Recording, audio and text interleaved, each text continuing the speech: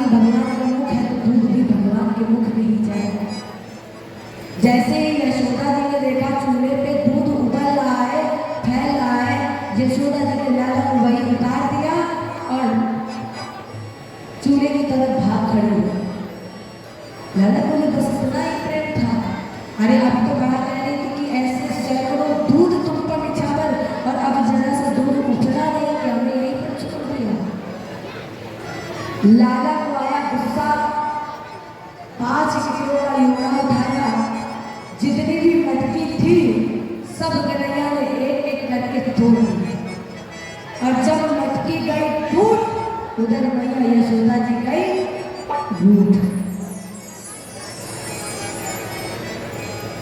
कन्हैया यशोदा जी ने छड़ी उठी।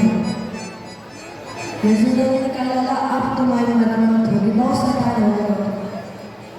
अब कन्हैया आगे आगे भाग रहे थे और यशोदा जी छड़ी लेकर पीछे पीछे भाग रही थी। कन्हैया दिल्ली के बाहर निकल गए। देखो हमारी पहले माताएं जो होती है वो दिल्ली के बाहर जल्दी जल्दी नहीं निकलती थी, नहीं निकलती थी। कन्हैया तो दिल्ली के बाहर निकल गए, लेकिन यशोदा जी छड़ी लेकर वहीं दिल्ली पर बैठ गई और कहा अभी नहीं आओगे तो कम से कम 10 मिनट बाद तो आओ, लेकिन आज तुम्हारी मरम्मत होगी। कन्हैया ने सोचा कि हमें लग रहा था कि अभी 2 मिनट का मामला है, तो 10 मिनट का लेके बैठ गए। कन्हैया यशोदा जी ने कहा 10 मिनट नहीं, शाम तक तुम लौट के तो आओ। कन्हैया ने क्या किया, धूप में खड़े थे, कन्हैया का लाल टमाटर की तरह हो गया चेहरा, दोनों हाथों की बनाई मुट्ठी, आंखों को मसला और जैसे ही कन्हैया ने आंखों को मसला छल से आंसू गिरे और जैसे ही कन्हैया के नेत्रों से अश्रु बहे, भैया यशोदा जी ने छड़ी फेंक दी। यशोदा जी ने कहा लला लौटा, अब तुम्हें मारेंगे नहीं। ये तो नाटक कर रहे थे, असली में तो रो नहीं रहे थे। कन्हैया ने पहुंचे आंसू, दौड़ करके गए और गले से लगा लिया मैया। मैया ने कहा चला तुम्हें मरिया नहीं, लेकिन अब बंधिया जरूर, अब बांधेंगे जरूर, मारेंगे नहीं। कन्हैया ने कहा हमें पता होता कि बांधने का भी कोई सिस्टम है, थोड़ी देर हम और खड़े होकर रो लेते। यशोदा जी ले गए। यशोदा जी ने रस्सी उठाई और जब धक्का लगाना चाहा तदपि द्वयी अंगुलम लोइना, रस्सी 2 अंगुल छूटी। माने यशोदा जी के घर में जितनी भी रस्सियां थी सब काठी बनाकर बांध कर और फिर कन्हैया को बांधना चाहा और जैसे ही काठी लगानी चाहिए तदपि द्वयी अंगुलम लोइना, रस्सी 2 अंगुल छूटी।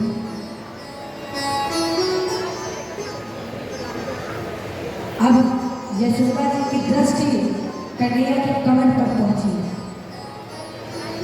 जैसे ही यशोदा जी ने देखा कन्हैया के कमर पर रस्सी के मोटे मोटे निशान, यशोदा जी बेहोश हो गई, नेत्रों से अश्रु बह गए, पसीना आ गया यशोदा जी को। और जब यशोदा जी बेहोश हो गए तो कन्हैया अपने आप ही बन गए। जब कन्हैया बने, कन्हैया ने मैया से कहा मैया हम बंधे हैं। यशोदा जी थी, कहा तुम बंधे हो, नेत्र नहीं खोले। यशोदा जी ने कहा तुम बंधे हो, अरे अब तुम्हें बांधते बांधते थक गए, नहीं बांध पाई और तुम बंधे कैसे बंधे। कन्हैया बोली मैया आपको पता है आप बांधती थोड़ी ना थी, आपको पता नहीं क्या हो गया था, आप बार बार बांधती थी, फिर खोलती थी, फिर बांधती थी, फिर खोलती थी। मैया बोले फिर अब की बार। कन्हैया बोले मैया अब की बार पता नहीं आपको क्या हुआ, आपने रस्सी बांधी और आप बेहोश हो गए, गिर गए। और जैसे ही यशोदा जी ने नेत्र खोल के देखे कन्हैया बंधे थे और अब यशोदा जी ने कहा अब तुम बंधे हो तो फिर बंधे ही रहो, खोले नहीं। बंधे हो बंधे ही रहो, अब नहीं खोलेंगे। इधर यशोदा जी ट्रेन आ रहे लगते हैं,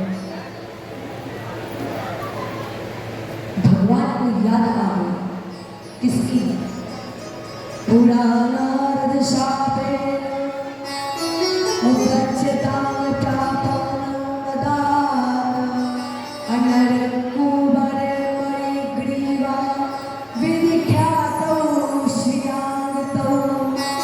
भगवान को याद आ गए वे के पुत्र थे नरकुवर और मणिग्रीव, जो नारद जी के शापवश यमराज जी के वृक्ष बने थे। राजा परीक्षित ने एक प्रश्न किया, महाराज आप ये बताइए कि नरकुवर और मणिग्रीव को नारद जी ने श्राप क्यों दिया, क्यों श्राप लगाया, क्या लगता है? सुखदेव जी ने कहा, राजे ने एक बार वाणी मदिराम पित्वा अमदाधुरित लोचनम, एक बार मणिग्रीव और नरकुवर मदिरा का सेवन किए हुए थे। मदिरा का सेवन करने के पत्नियों के समेत निर्वस्त्र स्नान कर रहे थे। नारद जी आ गए, जैसे ही उनकी पत्नियों ने देखा, देखकर वस्त्र धारण कर लिए, लेकिन नरकुवर और मणिग्रीव इतने बेहोश थे, इतने नशे में थे कि इन्हें होश ही नहीं रहा कि बाबा भी आए हैं। और जब इन्हें होश नहीं रहा, बिल्कुल ये नग्न खड़े हुए, तो नारद जी ने इन्हें श्राप दे दिया, अरे तुम तो वृक्ष की तरह नग्न खड़े हो, इसलिए हम तुम्हें श्राप देते हैं कि तुम वृक्ष हो जाओ। जैसे ही श्राप लगा, हाथ जोड़े, बोले महाराज उद्धार। नारद जी ने कहा, एक दिन भगवान मुखर में बनेंगे तब तुम्हारा उद्धार हो जाएगा। तो आज भगवान को वही याद आ गई, पुराणार्ध शापेन, क्यों ना नारद जी के श्राप से इन्हें मुक्त करा दिया। तो भगवान उनकर घसीटते गए और दोनों वृक्षों के बीच में निकल गए और उनकर इन्होंने बेड़ा फंसा दिया। और जब ये नहीं निकला तो एकदम से भगवान ने हल्का सा झटका लगाया, और जैसे ही हल्का सा झटका लगाया, वैसे ही तुरंत यमराज के वृक्ष जड़ से उखड़ गए। नरकुवर मणिग्रीव यक्ष के रूप में प्रकट हो गए। और जब नरकुवर मणिग्रीव यक्ष के रूप में प्रकट हुए, इन्होंने भगवान की परिक्रमा की, भगवान खुश हो गए। भगवान ने कहा कि वर मांगो, हम प्रसन्न है।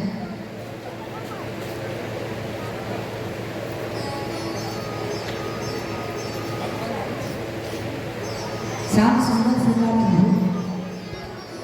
गोविंद मुझे एक वरदान दीजिए, क्या? वाणी गुणान कथे कथाया। गुरुजी प्रभु हमें वरदान दीजिए कि आज के बाद से मैं अपने मुख से गाऊं आपका नाम, अपने हाथों से करूं आपकी सेवा, मंदिरों में करूं आपकी सेवा। इन्होंने भगवान की परिक्रमा की और ये अपने योग चले गए।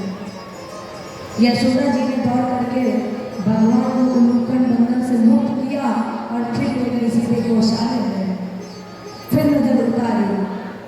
तब तक राजा ने इधर एक फल बेचने वाले ने चिल्ला रही थी, कोई फल ले लो, कोई फल ले लो। भगवान के कान में आवाज पड़ी, दौड़ करके गए, अंजलि में धान भर के लिया, लेकिन कन्हैया के तो हाथ छोटे हैं। ये जैसे ही फल बेचने वाले के पास पहुंचते थे, तब तक सारा धान फैल जाता था रास्ते में, और इनके पास बचता था केवल 2 धान। और जैसे ही कन्हैया वो धान को उस मूर्ति में डाल देते थे और बोलते, भैया मैंने आपको अंजलि भर के दान दिया है, और जब हमने आपको अंजलि भर के दान दिया तो फिर आप हमें अंजलि भर के फल दें। वो जानती थी कि 2 ही दाने डाले हैं, बाकी तो सब रास्ते में फैल गए। लेकिन जैसे इसने बिहारी जी की तरफ देखा, दिव्य स्वरूप को देखा, भगवान की अंजलि फलों से भर गई। और जैसे ही इसने भगवान की अंजलि फलों से भरी,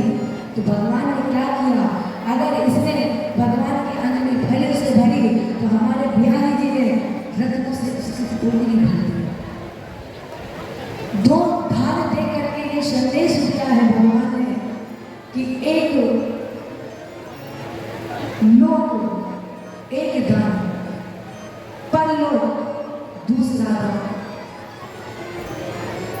अगर तुम मुझे फल दे रही हो तो हम ये लोग और पर लोग का तुम्हें दान कर रहे हैं।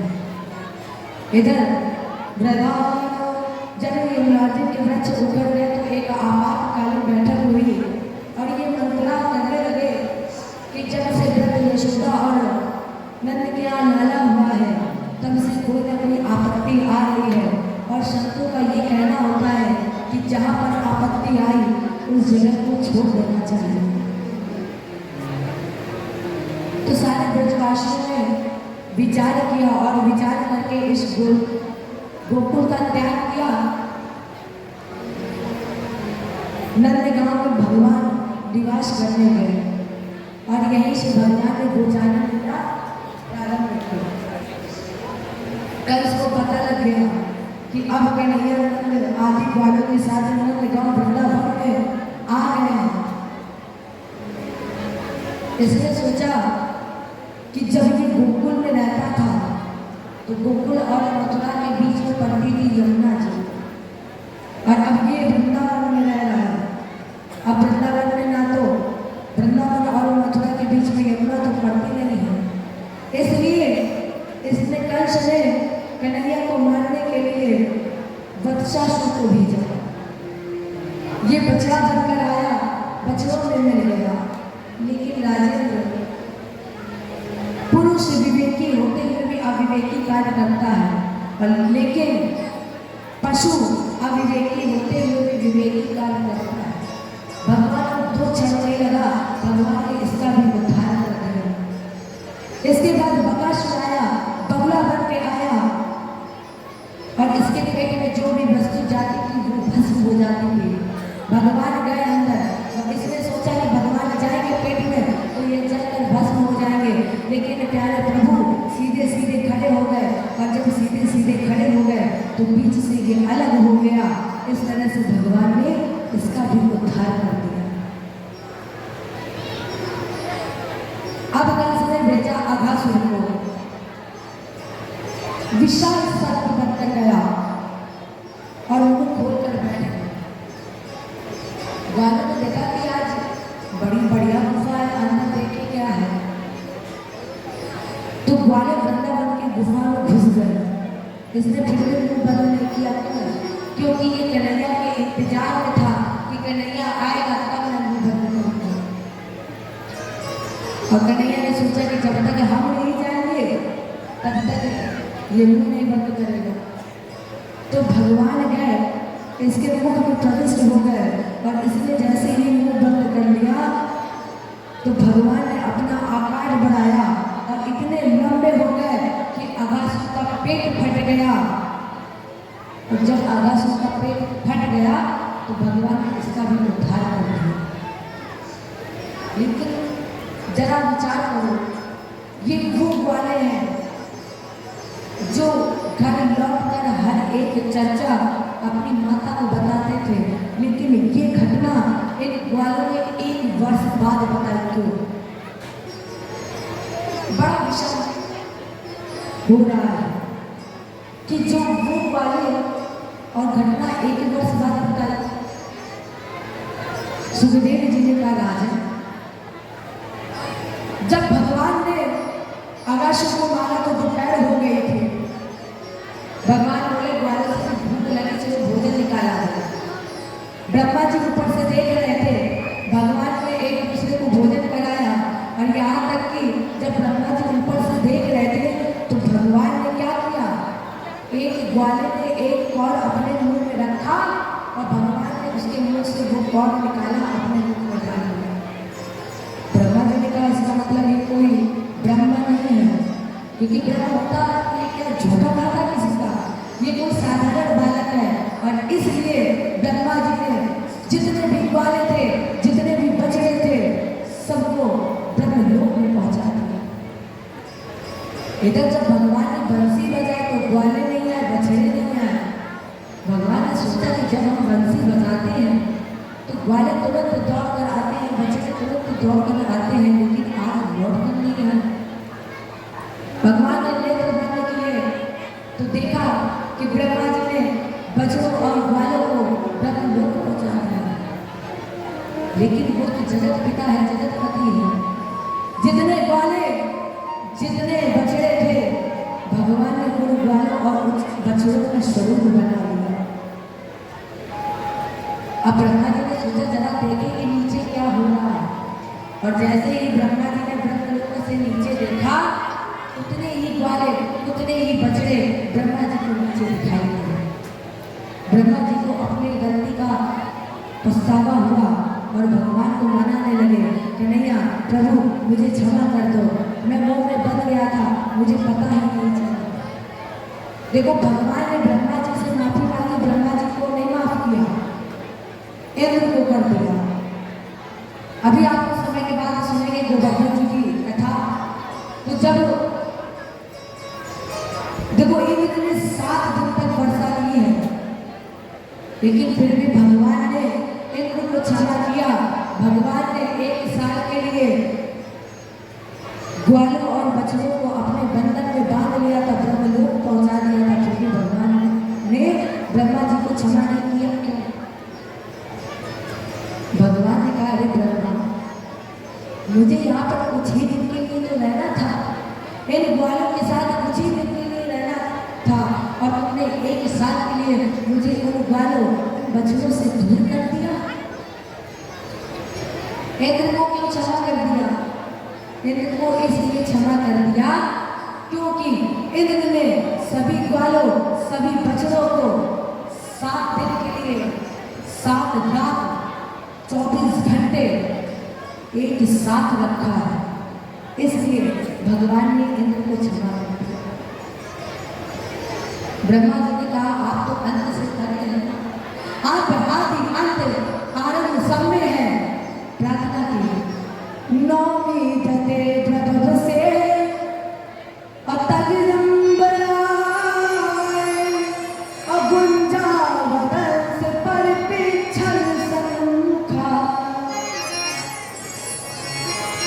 बनने सदस्य और कवल वेद विशाल वेणु लक्ष्मण श्री मधुपदे पशुपाल जागे। आपके मुख की शोभा श्याम है, आपके सर पर मोर का पग शोभा पा रहा है, जिससे आपका मुख और खर रहा है। प्रभु मुझे क्षमा कर दीजिए, मेरा अपराध क्षमा कर दीजिए। नहीं किया। इधर भगवान ने पहुंचे ब्रह्मलोक, ब्रह्मा जी का रूप बनाया और चौकीदारों से कह दिया, द्वारपालों से कह दिया कि हम अंदर जा रहे हैं। और आजकल भगवान नकली बहुत घूम रहे हैं, बहुत नकली भगवान है, देखे रहना आना जाए। इतना कहा, भगवान चले गए अंदर। थोड़ी देर बाद ब्रह्मा जी आए, अंदर जाने लगे तो एकदम से द्वारपालों ने लगाए, बोले हमें नहीं पहचान रहे हो? अरे हम ब्रह्मा है। सही है, भगवान ने सही कहा था, बहुत नकली ब्रह्मा घूम रहे हैं।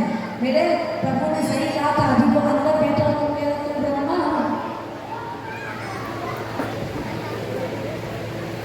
ब्रह्मा जी बोले अरे नहीं ब्रह्मा, पहचानो मुझे। चौकीदार बोले ऐसा है, बहुत झूठ बोल दिया। ब्रह्मा जी बोले ऐसा करो, तुम अंदर जाओ और जो तुम्हारे ब्रह्मा अंदर बैठे हैं उनसे बोल देना कि आपसे ब्रह्मा जी मिलने आए। 2 चौकीदार थे, एक चौकीदार ने दूसरे चौकीदार से बोला कि तुम यहीं खड़े रहो, क्योंकि अगर दोनों चले जाएंगे, कहीं ये नकली ब्रह्मा अंदर आ गया तो एक वही दरवाजे पर खड़ा रहा और दूसरा पहुंचा भगवान के पास, भगवान के हाथ जोड़े और कहा प्रभु आपने सही कहा था, बहुत नकली भगवान है आप। भगवान बोले मतलब क्या हुआ? अरे आप अंदर आए नहीं तब तक नकली ब्रह्मा जी आए। भगवान बोले गए नहीं अभी तक? बोले नहीं अभी तक नहीं गए, हम कहते हैं कि मुझे आपका दर्शन करना है। भगवान बोले जाओ और कह दो कि अंदर आ जाए। और जैसे ही ब्रह्मा जी अंदर गए तो मां भगवान ब्रह्मा के रूप में नहीं, चतुर्भुजी रूप में अपने शेष की शैया पर लेटे हुए थे। और जैसे ही ब्रह्मा जी ने देखा, प्रणाम किया, प्रभु आज मेरा जीवन धन्य हो गया है। क्षमा मांगी ब्रह्मा जी ने। इसके बाद भगवान वहां से वृंदावन पधारे। ब्रह्मा जी का सारा भ्रम दूर हो गया। इसके बाद फिर भगवान ने गौ चराते चराते आज भगवान के सुबला भैया के साथ दुष्टों का विनाश करते करते थोड़े दूर निकल गए, पहुंचे तालवन के पास। तालवन में एक दंडासुर नाम का दैत्य रहता था, सब परिवार गधे के रूप में। इतना आतंक, इतना भय था कि उस रास्ते से कोई निकलता नहीं था। ग्वालों ने देखा कि पेड़ों में बड़े अच्छे फल लगे हैं, पके पके सुंदर सुंदर फल लगे। ग्वाले बोले, कन्हैया भूख लगी है। कन्हैया बोले, देखो ये काम हमसे नहीं होगा, बलराम भैया से कह दे, बलराम भैया तुम्हारे भोजन की व्यवस्था कर देंगे। ग्वाले गए बलराम भैया के पास, हुआ अरे मुझे बहुत भूख लगी है और आप तो बलियों में भी महाबली हैं। बलराम भैया ने कन्हैया का आदेश किया और जैसे ही तालवन के वृक्ष को पकड़ा, हिलाया। फलों की बात को छोड़िए, उस ताल के वृक्ष में पतझड़ हो गए और जैसे फल गिरने की आवाज धेनुकासुर के कान में पड़ी, बलराम जी के पास आया, एकदम से घूसा मारा और जैसे ही बलराम जी को लगी, सारे ग्वाले ताली बजाने लगे। ग्वाले बोले, अरे बलराम, अरे तौबा, आप तो बलियों में भी महाबली थे और एक घूसे से ही गिर गए। कन्हैया की तरफ देखा, कन्हैया ने कहा, दिखाओ अपना क्या कर सकते हो।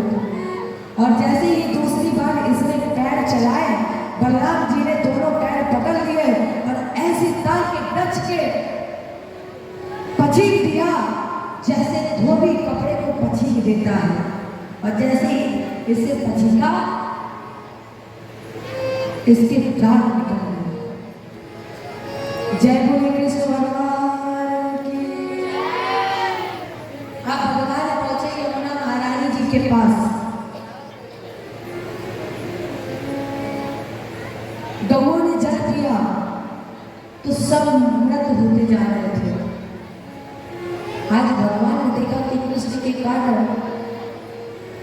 वीरों के दूषिता में कृष्ण कृष्ण कृष्ण ही नाम, कृष्ण के कारण ही आज महाराज कितने लोगों की हत्या हो रही है। तो भगवान ने सोचा कि आज जल को शुद्ध किया जाए। तो भगवान सभी ग्वालों के साथ गेंद लेकर गए और अब की बार जब भगवान गए तो बलराम जी को नहीं ले गए। क्यों नहीं ले गए? कन्हैया ने सोचा कि आज नाग का समय आया है और बलराम जी शेष के अवतार है। बलराम जी ने देखा तो कहेंगे अभी तो राक्षसों पर वार कर रहे थे और अब मेरी भी राजनी पर आ गए, इसलिए कन्हैया बलराम जी को नहीं ले गए। इधर गेंद जब ग्वाले गेंद लेकर पहुंचे, खेल रहे थे कन्हैया, तो कन्हैया ने अब की बार जब गेंद ली तो सीधे उसी यमुना जी में फेंकी। और जैसे ही यमुना जी में फेंकी तो सभी चिल्लाने लगे, किसी किसी ने कहा गेंद किसने फेंका है। जब गेंद यमुना जी में गई, सब एक दूसरे से पूछ रहे थे, अरे गेंद किसने फेंकी, तुमने देखी क्या, तुमने देखी, किसने देखी, कहाँ गई गेंद। किसी किसी ने कहा गेंद किसने फेंका है, किसी किसी ने कहा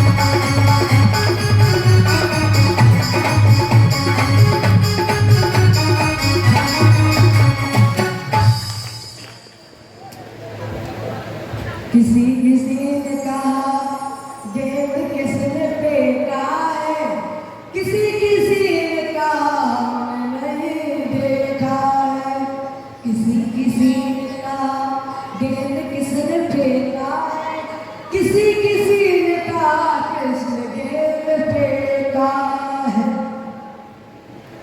श्री रामा ने कहा कन्हैया देखो अब मुझे वही गेंद चाहिए जिद पर बैठ गया। तो भगवान बोले अच्छा वही गेंद मैं अब लाता हूँ हाल, और यह कहकर उस कुंड में कूदे ब्रज गोपाल। और जैसे ही कन्हैया उस डबलों में कूद गए, हाहाकार मच गया। मैया यशोदा को पता चला कि मेरा लाला कूद गया है, और जो उस जल में चला जाता है, यमुना जी में चला जाता है, वो वापस लौट कर नहीं आता है। यशोदा जी सभी गोपियां दौड़ करके आए, रोने लगी।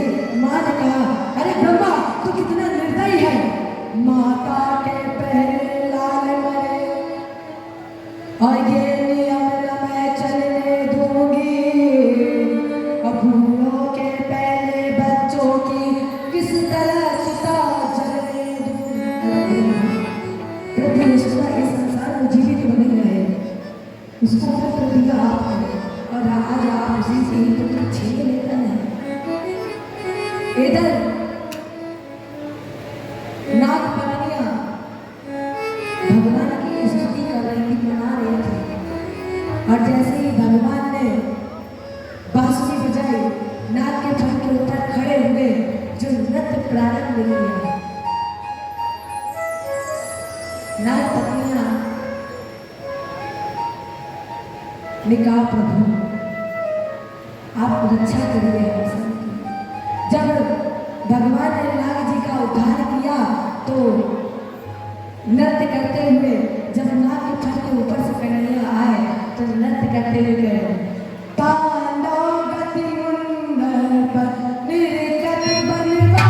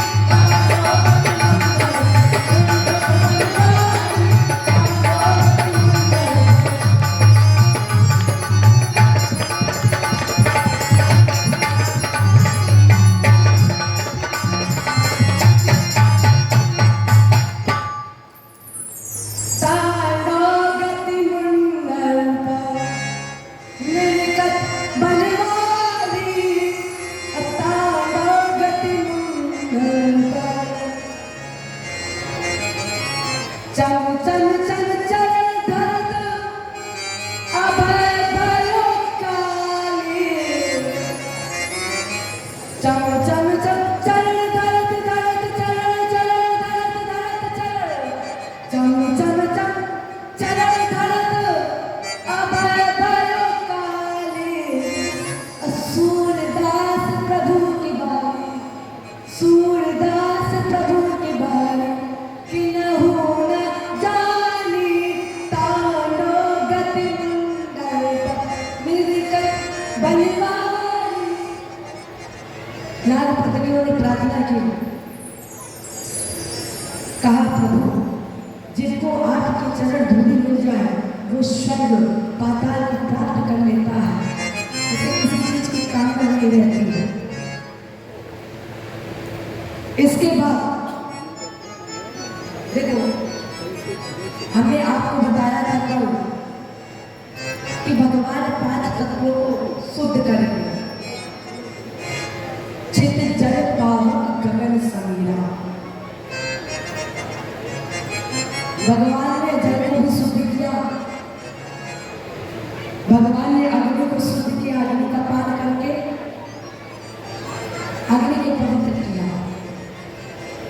इसके बाद हेमंत ऋतु के प्रथम महीने अगटन में गोपियां भगवान को पति रूप में प्राप्त करने के लिए कात्यायनी देवी का पूजन करती थी। तो पहले विवाह होता था, अभी भी ये परंपरा है कि जब किसी लड़की का विवाह होता है तो उन्हें देवी जी के स्थान पर ले जाया जाता है।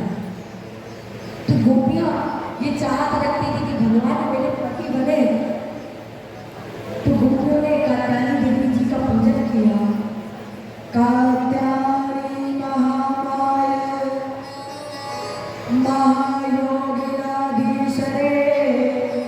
आनंद गोप सुतम देवी पति में गुरुदेव नमः। इन्होंने कात्यायनी देवी की पूजा की कि मुझे पति रूप में प्राप्त हुआ। भगवान ने चीर का हरण किया। देखो चीर का मतलब क्या है? चीर का मतलब ये नहीं कि भगवान ने गोपियों के वस्त्र उठा कर ले गए।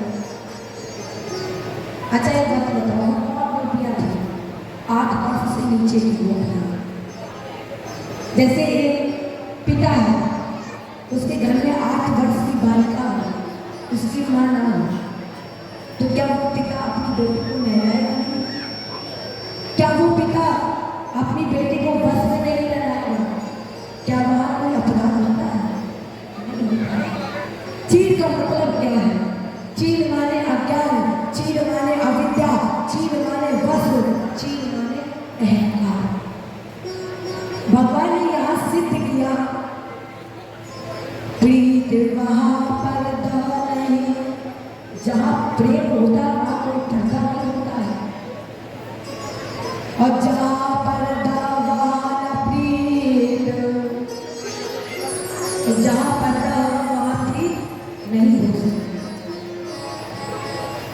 ये भगवान ने संदेश दिया गोपियों को, अविद्या का हरण किया, और अविद्या का हरण करने के बाद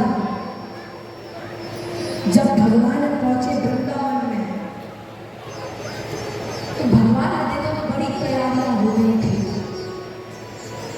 भगवान पहुंचे बाबा के पास, बाबा से पूछा बाबा आज बड़ी तैयारी हो रही है, गली गली साफ हो रही है, घर घर साफ हो रहा है, क्या कोई त्योहार है? अरे इतने बढ़िया बढ़िया पकवान तो तब बनते हैं जब कोई त्योहार होता है। बाबा कौन सा त्योहार है जो इतनी सफाई हो गई है, इतने बढ़िया बढ़िया पकवान बनाए जा रहे हैं? नंद जी ने कहा लाला श्याम सुंदर तुम अभी छोटे हो, इसलिए तुम भूल गए हो, शायद तुम्हें याद नहीं होगा कि हर साल पूजा होती है। कन्हैया जी ने पूछा किसकी? बाबा ने कहा मेघों के बादलों के स्वामी हैं इंद्र, और जब हम इंद्र की पूजा करते हैं तो इंद्र प्रसन्न होकर वर्षा करते हैं, और वर्षा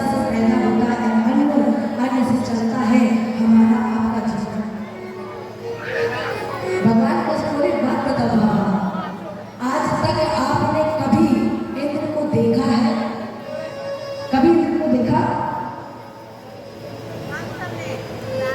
और जिसको आपने आज तक देखा ही नहीं, उसकी कैसे पूजा? और वो वर्षा क्या करेगा? क्योंकि कर्मणा जायते जन्तु कर्मणे विलीयते अशोकं दुःखं भयविचेवं कर्मवादी पद्यते। बाबा, प्राणी कर्म से जन्मता है, कर्म से मरता है। हानि, लाभ, यश, अपयश, प्राणी को सब कुछ कर्म से ही मिलता है।